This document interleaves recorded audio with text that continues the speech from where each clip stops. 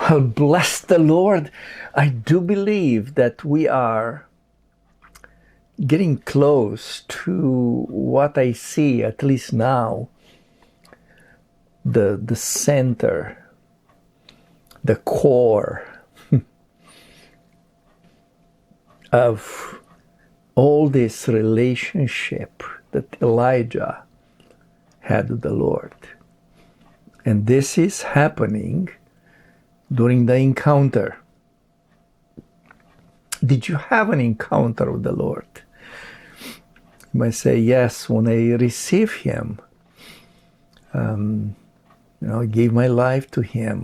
Like everything changed, and I felt joy. I felt peace. I felt forgiveness. I was healed. He gave me hope. He delivered me. So many things from the encounter with the Lord. See, this encounter of Elijah came after he walked with the Lord in a very powerful way. Right? Not too many of us saw fire from heaven or stopped and started the rain. Not too many.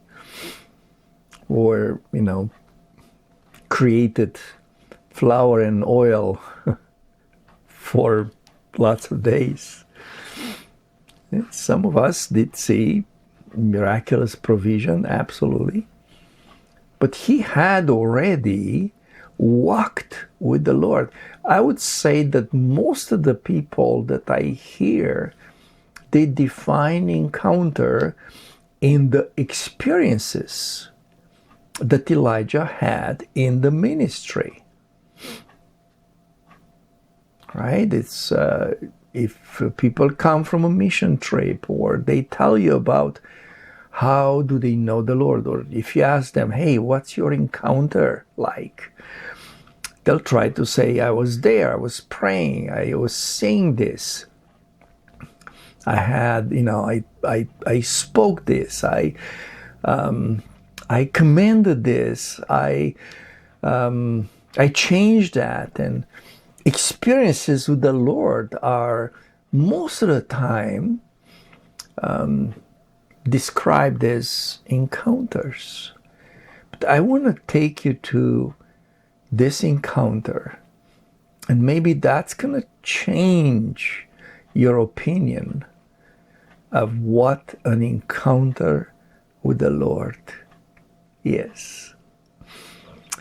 1 Kings 19:11. Then he said, go out and stand on the mountain before the Lord. Okay. Remember, he was there. He was asked, and then he said, go out and stand on the mountain. And it's very interesting. I don't know if you are really noticing this, but it's like the Lord talking about the Lord. That's why I know there are different spiritual beings involved there. Yeah, so he said, so the Lord said, go and stand on the mountain before the Lord. It doesn't say stand before me. And behold, the Lord passed by. Okay. And a great and strong wind tore into the mountains and broke the rocks in pieces before the Lord. Here is the remark. Here is very important. But the Lord was not in the wind. Now remember this. This is very important. After the wind, an earthquake. But the Lord was not in the earthquake. And after the earthquake, a fire. But the Lord was not in the fire. And after the fire, a still small voice. Whisper. So it was when Elijah heard it that he wrapped his face in his mantle and went out and stood in the entrance of the cave. Suddenly a voice came to him and said, "What are you doing here, Elijah?" Interesting. We heard this question before from the Lord. This is again the question from the Lord. He says exactly the same thing. And he ends, "I alone am left, and they seek to take my life." Exactly the same words. Answer to the question. I don't think he really got it yet. You know, that if the Lord asks you the same question twice, probably he wants another answer, maybe deeper. Maybe he wants you to see something. Elijah doesn't see it yet. But that's for another time. Did you notice something in what happens here?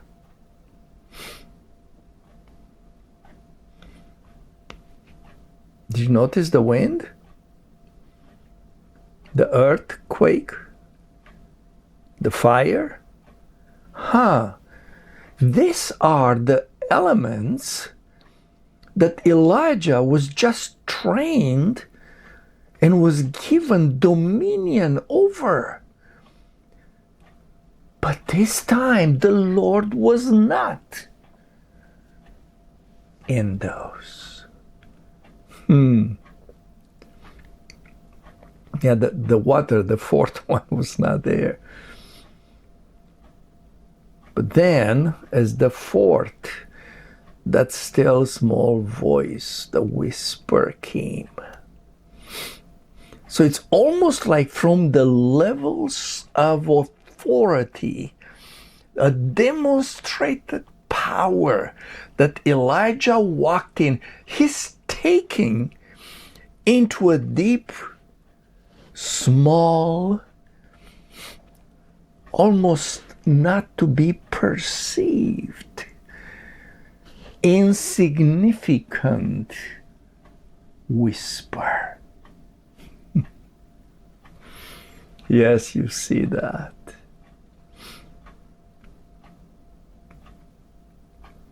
But he recognizes that and he says, "That's the Lord." How can the previous powerful experience change so much? The Lord was not in those elements. They were just running ahead of him wild, doing all kind of stuff. So, yes, I do believe this is the core of all this teaching about Elijah. I want you to mark this, flag this in the whole series and listen to this. Because what the Lord wants to tell us is that knowing Him personally is not in the doing of the power, in the working for Him, but is in the intimacy of knowing His whisper. Knowing Him personally, I'm saying it again, it's not in the manifestation of the works of power, but in the intimacy of knowing His whisper. It's the being versus the doing. I remember Brother Michael was saying at one point that the Lord talked to him and showed him like a like a field. And it says, see, Michael, if you go in the midst of that field and you just sit there and worship me, just to be there for the rest of your life, you will please me as much as if you'd go all over the world to cast demons, heal the sick, and do all this ministry. You'll perfectly please me in the middle of the field. And yes, the Lord wanted Brother Michael to go around the world and do the works that the Father prepared for him. Yes. But the lesson, that word that came, I can feel it, I can hear it now. It's like, it's not in what you're doing for me, my son. You are my son. You're not doing my son. You're not doing sonship. You are my son. See, another thing that I can tell that had a meaning for Elijah. He was coming from a glorious experience in the ministry. I'm not sure if he was so self-aware that's like, wow, there's no prophet like me, look at that. But he absolutely knew the power of his words and things that happen. It's not a trivial matter to see that fire that comes and consumes the sacrifice, fire from heaven. No, it's not a daily routine. Right? But what he saw in that moment, that all that powerful experiences with the Lord were not going to give him a status with God, a priority, because the Lord didn't come with the trembling of the earthquake, with the powerful storm to speak, with the greatest of the fire in the midst of fire. The Lord, he came with the almost hard to perceive whisper. I do believe that the ones that know their God, or rather they are known by their God, are not the showing power type of people, but the ones that can discern his whisper. I don't want you to stop desiring to manifest, to manifest him, his power, walk with him, to see the difference and demonstrate that the Lord is God. I don't want you to stop in what he wants you to do, but I want you to come and let all the ministry, all the works, things that happened, maybe didn't happen, things that you started and things that you finished, I want you to put them aside for a moment.